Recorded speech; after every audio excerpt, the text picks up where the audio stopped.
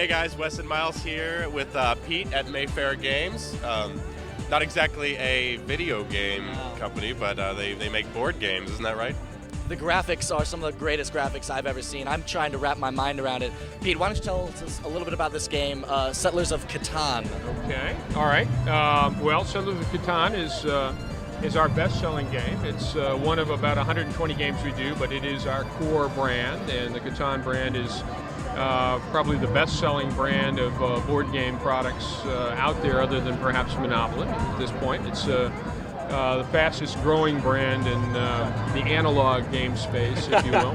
So how exactly do you play the game? Okay, well, the game is a little bit different every time you play it. It's played on a board, which is a mythical island of Catan. The island sets up differently every time. It's a little sort of puzzle-made island of parts. Each little part is a region, a hex, designating a different type of terrain. So it always lays out a little differently. You start with a couple of settlements on the island, which are represented by these spiffy wooden pieces, and a couple of roads that go with your settlements. As the game progresses, each turn somebody will roll some dice. You'll see some numbers on the board. They're assigned to each of the different hexes. A number will correspond to two of the hexes, and in this case, say somebody rolled a 10. The little hexes with 10s on them would produce resources. And there are 5 types of resources. In this case, 10s would produce grain because of the fields and lumber because of the woods. And anybody that had a settlement beside them would get one of these cards. These are resource cards. And these resources are what you use to buy stuff. After you get your resources, you would look at your menu, which tells you essentially what resources buy what stuff. You know, lumber and brick buys your road or whatever. And wool and grain and ore might buy you a card. And you would say, well, I may need a particular kind of resource. I got a lot of brick, maybe I need some lumber, so I would start trading with people.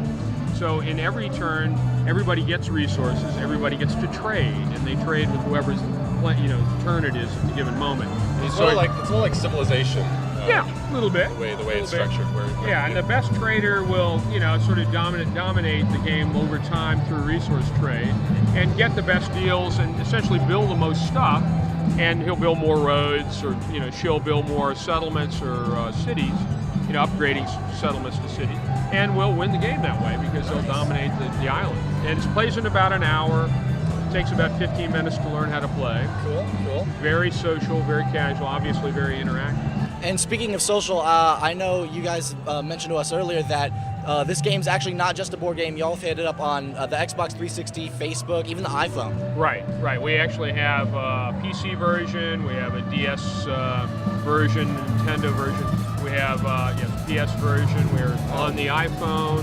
Xbox 360 game was,